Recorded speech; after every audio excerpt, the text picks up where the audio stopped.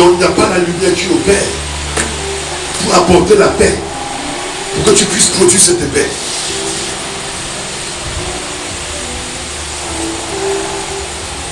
Sixième point, la louange est une arme spirituelle. Ça rejoint encore au cinquième. Psaume 22, verset 4. Si notre cœur est rempli de louange, il est aussi rempli de Dieu, car Dieu siège au milieu de la louange. Tu as entendu cela? Il en est de même de notre foyer, de notre église. Si nous les remplissons de louanges, ils seront remplis de la présence de Dieu. Si nous remplissons notre maison de louanges, ça sera rempli de la présence de Dieu.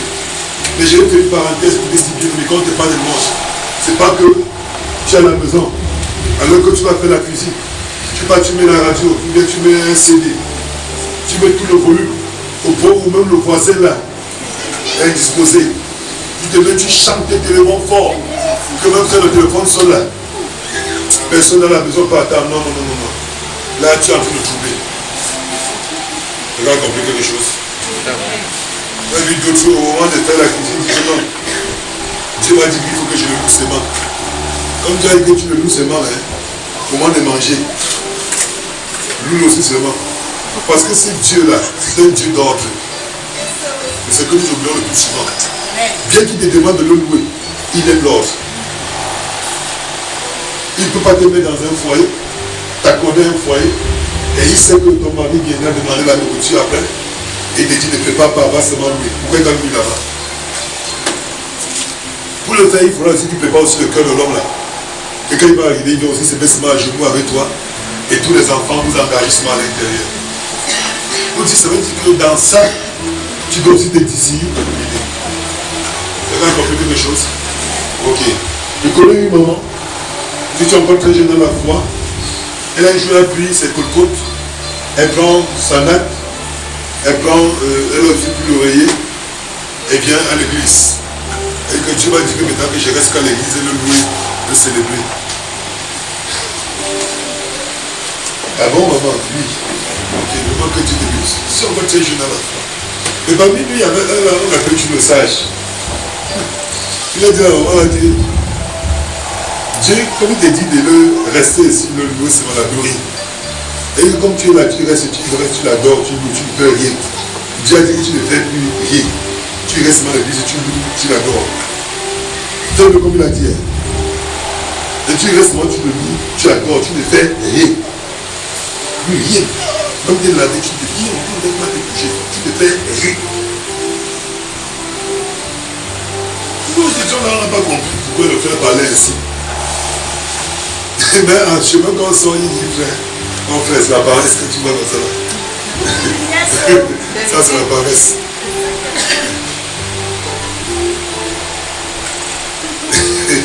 Elle fuit, il y a la paresse, aussi à la maison, et celui qui a perdu un problème qui est arrivé, voit qu'elle ne peut pas faire face à ça, et dit que Dieu a dit qu'elle vient à l'église. Elle ne va pas mettre long. Elle n'a pas fait 3 jours.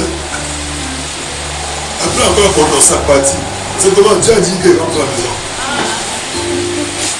Là, comment nous on fait souvent de Dieu? Dieu a dit qu'à la fin, Dieu n'a rien dit. J'ai rencontré un frère un jour. Je suis parti dans un ministère, il était un moment. On était dans la foule. Et évidemment, il y a une soeur qui m'a reconnu, qui nous a reconnu. Pendant qu'on posait avec la soeur, un jeune frère vient. Salut la soeur. Il dit à cette soeur, c'est un homme de Dieu, non? La soeur dit oui. Il dit, parce que le Seigneur m'a parlé de lui. J'étais à Yaoundé quand le Seigneur me parlait de lui. Et d'après, depuis que je le cherche. Je suis arrivé un jour à une conférence, il avait le ministère. Je lui ai dit, le voilà. À la première partie, j'ai demandé, mais après, on a dit que non. On ne connaît pas la Bible. Et il a tout fait, il a pris mon numéro. Il m'appelle, on se rencontre, on pose. Il dit, le Seigneur me dit de te suivre. Il dit, ah bon? Il dit, ok. À l'époque, l'église était encore des 2 plages. Et il dit, mon frère, moi, Dieu m'écoute à partir de 15 heures. C'est frère venu. Un jour, À l'église, pendant qu'on rendait le ministère, il y avait un témoignage que pendant qu'on rendait le ministère, il a vu le Seigneur qui est descendu. Le Seigneur vient arrêter ma main là. Quelques jours après le frère, il dit qu'il veut prendre le Seigneur, il prend 40 jours de jeûne. Et il reste à l'église, 40 jours, il ne fait plus rien. Les autres ne veulent rien faire. Et si le Seigneur veut faire comme ça, d'abord mon frère, que tu prends 40 jours, tu vas dans l'église, il dit ok, vraiment que tu t'encourages. Il dit vraiment, est-ce que je souhaite t'encourager? Il attendait que tu dis que si Dieu t'a déjà dit que va faire ceci, tu attends encore pour de l'homme de Dieu. Va donc faire ce que le Seigneur t'a dit de faire. Ok mon frère, vraiment je t'encourage. 40 jours à 5 là, c'est bien. C'est pour faire comme toi. Il n'a même pas fait 2 jours. Un seul jour, s'il n'avait fait un seul jour. Va prendre les affaires, viens nous rester à l'église. Et puis je suis parti. Quand j'ai trouvé, je suis parti. Depuis ce jour jusqu'à aujourd'hui, on ne s'est plus jamais rencontré. Non, bien aimé. La louange engendre la puissance. Alléluia.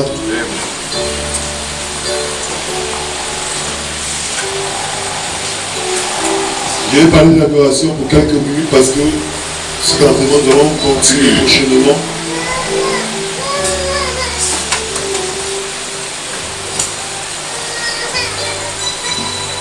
Ok. Pour nous démontrer maintenant la différence entre la louange et l'adoration,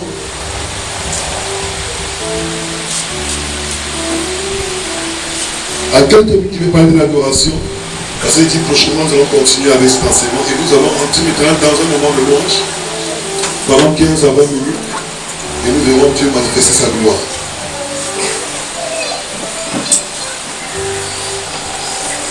Vous voyez, la différence maintenant, c'est que l'adoration est particulièrement une attitude ou une position du corps.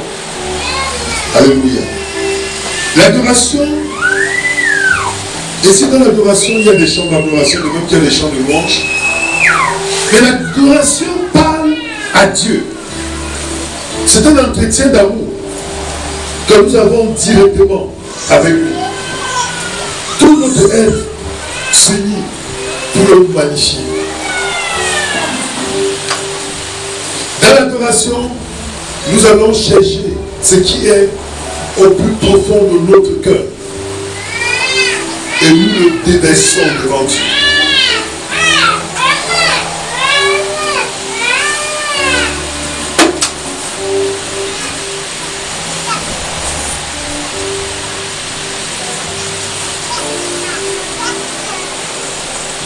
Dans l'adoration, ce qui doit ressortir le plus, c'est notre cœur. Car Dieu regarde au cœur. Alléluia. Je vois pendant la louange, pendant que tu loues Dieu, tu le célèbres, tu te rends compte qu'il est grand, il est magnifique, il est puissant. Automatiquement, il y a la repentance dessus. Alléluia. Parce que dans l'adoration, il n'y a plus ça. Et je disais encore aussi qu'il y a le sacrifice de l'homme, mais pas le sacrifice d'adoration.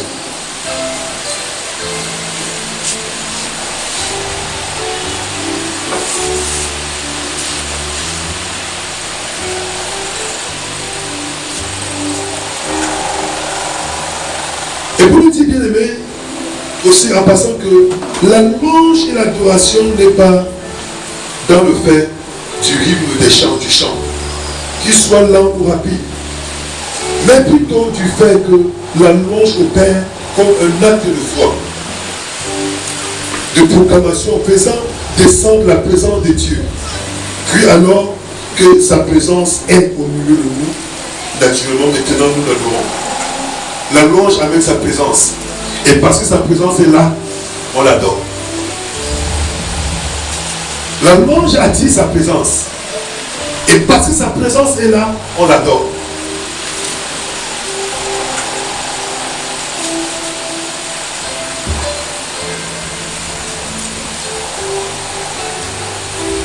La présence de Dieu est libérée par l'attitude de notre cœur, par la sincérité de nos paroles.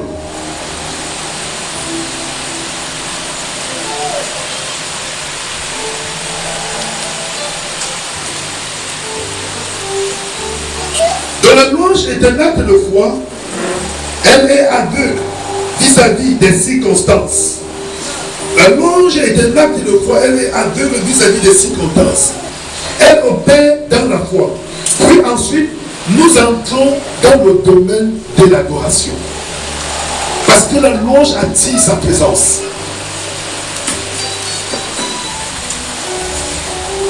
Au milieu de l'adoration, notre foi n'est plus en action. Car là, nous nous abandonnons. Nous sommes entrés en communion avec lui. Nous sommes face à lui.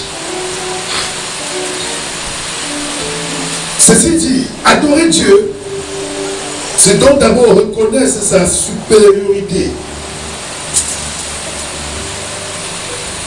C'est reconnaître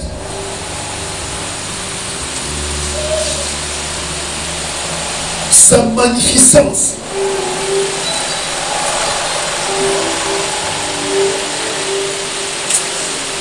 Et seul Dieu a droit à l'adoration. L'adoration nous met face à la sainteté de Dieu. Et c'est pourquoi le 24 il a dit Saint, Saint, Saint et l'Éternel. Parce qu'ils sont déjà face à lui, dans sa présence. Et dans sa présence, il dit Seigneur, tu es saint.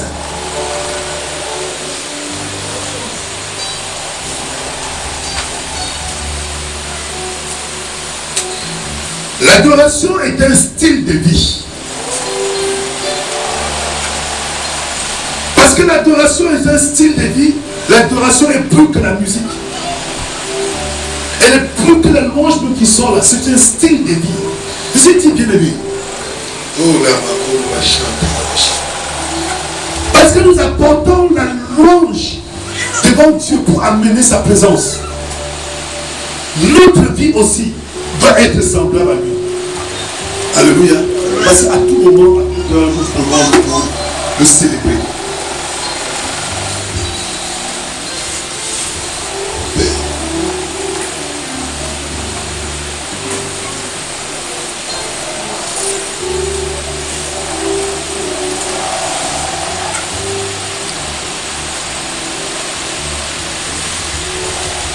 Et je veux aussi nous dire ceci bien en passant que l'adoration n'est pas pour notre avantage. Quelqu'un dira, nous on a l'habitude de dire, oh vraiment, j'ai aimé l'adoration de ce culte. Tellement adoré Dieu que j'étais tellement content, ça m'a plu. Ça t'a plu en quoi? Est-ce qu'on a adoré pour toi? Nous on a l'habitude de dire, c'est pas pour nous l'adoration, c'est plutôt à Dieu que ça va plaire. Pendant que tu as dit que vraiment ça m'a plu, Dieu s'est rendu compte que les gens là, le cœur était tortueux. Chacun ne regardait qu'à la marmite qu'ils ont laissée dans la maison. D'autres pensaient au problème qu'ils ont laissé. Et ils disent seulement que vraiment, on finit après, il n'est pas encore résolu mon problème là. Et Dieu n'a pas vu son intérêt. Nous louons Dieu pour son avantage. Quand nous adorons, notre but est de plaire à Dieu, non à nous-mêmes. Alléluia. Notre but est de plaire à Dieu, non à nous-mêmes.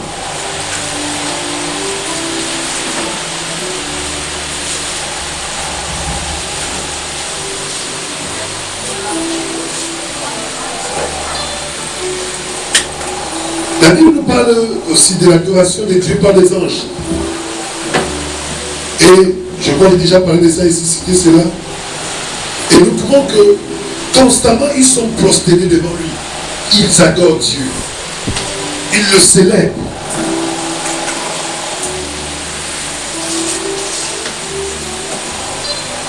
Et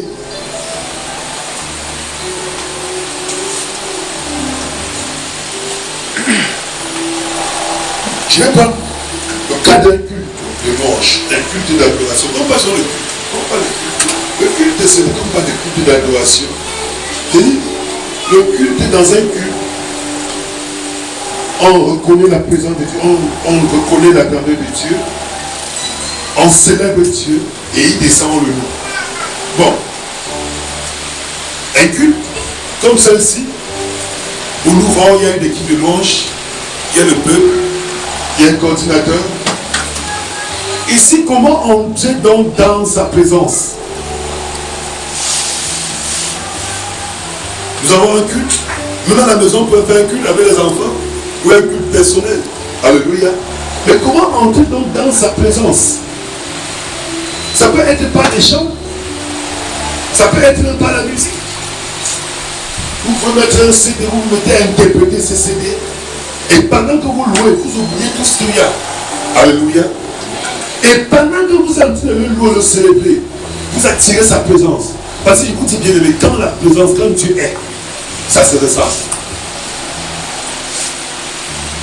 Quand vous reconnaissez qu'il y a sa présence, qu'il y a sa présence, à ce moment vous vous tenez à genoux, soit à genoux, soit debout, soit assis, soit couché. Commencez maintenant à le célébrer pour ce qu'il est. Alléluia. Pour ce qu'il est. Parce que la louange dit ce que Dieu fait, mais l'adoration dit ce qu'il est. Le célébrer pour ce qu'il est. On parle peut-être d'un chant, on dit voilà, on dit moment de louange. Maintenant nous allons louer Dieu. La chorale prend un chant de louange. Pendant qu'ils sont en train de lancer le chant, l'église est en train de célébrer Dieu. Pendant que nous sommes en train de célébrer, de le louer. Et quand on ressent que sa présence est, alléluia, on n'arrête plus à ce moment-là. On conduit tout simplement le peuple à louer. Quand sa présence est là. Quand tu te mets seulement à le célébrer, à l'adorer, oh la gloire de Dieu. Quand je vous ai parlé de ce CD que j'avais acheté dans les années 2000, j'avais acheté ce CD en 2000, c'était en 2007, 2006, 2007, précisément en 2006. Mais ce CD, c'était un homme de Dieu lors d'une conférence. La conférence est passée en 1998-99, je comme ça. Et le CD, j'ai acheté sur le marché. Je ne connaissais pas ce CD. J'ai acheté parce que j'ai vu le nom de Dieu. Je ne savais même pas ce qu'il y avait à l'intérieur. C'est son nom qui m'a appelé à acheter. Je prends le CD, je mets à la maison. Et je vous assure, ce jour, j'ai été visité chez moi. J'ai été visité par ce CD. Dans le CD, c'était dans la deuxième partie que j'avais pris, parce que la première partie, il y a l'enseignement, il y avait la louange. Et dans cette deuxième partie, quand il a fini de prêcher, il a appelé un homme de Dieu qui était avec lui. Il y avait plusieurs hommes de Dieu. Il allait s'asseoir, il a croisé les pieds. L'homme de Dieu s'est tenu, ceux qui avaient le micro. L'équipe de louange, de musique, ont commencé le chant. Il a commencé avec eux. Et pendant qu'il allait, il montait en puissance avec cette louange. Alléluia. Il allait en puissance. Le chant était très doux. Le chant était très doux. Ce n'était pas un chant qui faisait bouger la cour. Même lui, dans ce chant, qui était très doux, il y avait la louange et il y avait l'adoration. Dans un seul chant. Et quand on dit souvent que l'adoration, c'est seulement qu'on pense à un chant. Éternel, notre Dieu, tu es le Dieu créateur. Tu peux chanter ça, mais pourtant tu as trouvé l'eau. Parce que pour que Dieu l'adore, il faut que sa présence soit. Mais comment tu vas adorer quelqu'un quand il n'est pas présent? Attire sa présence. Maintenant, déverse ton cœur. Adore-le. Alors il s'est mis à attirer la présence seule. Toute l'église était assise comme vous êtes assis. Il avait son micro en main. Avec un chant, il s'est mis à célébrer. Pendant qu'il chantait, il montait en puissance. Alléluia. Il a commencé. À ce moment, pour quelqu'un qui connaît, il faut comprendre qu'ici, là, il est en train de rendre grâce au Seigneur. Il n'a pas les actions de grâce. C'est le même chant. Il est en train de rendre grâce au Seigneur. Il chantait. Il rend grâce au Seigneur. Il rend grâce. Il est au niveau des pavilles. Donc il faut tout laver. Il faut laver le cœur. Et pendant qu'il montait, il était déjà au niveau de la louange. Et à ce moment-là, oh, il y avait quelque chose de terrible qui s'est passé dans la salle. Parce que Dieu était en train de descendre. Soyez bien aimé.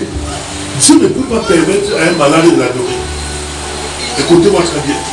Dieu ne peut pas permettre à quelqu'un qui est dans des problèmes de l'adorer. Vous savez pourquoi? Parce que la personne devant Dieu peut te présenter les problèmes. Et il dit, Seigneur, comment tu vois mon problème, non? C'est pourquoi Dieu, pourquoi tu t'adores, pourquoi tu l'adores, il te guérit d'abord. C'est pourquoi la louange apporte la guérison. Parce que tu es guéri et tu te fais à l'adorer, à le célébrer. Alléluia. Pendant qu'ils étaient en train de louer, il était en train de louer, les paralytiques étaient en train de se lever dans leur fauteuil.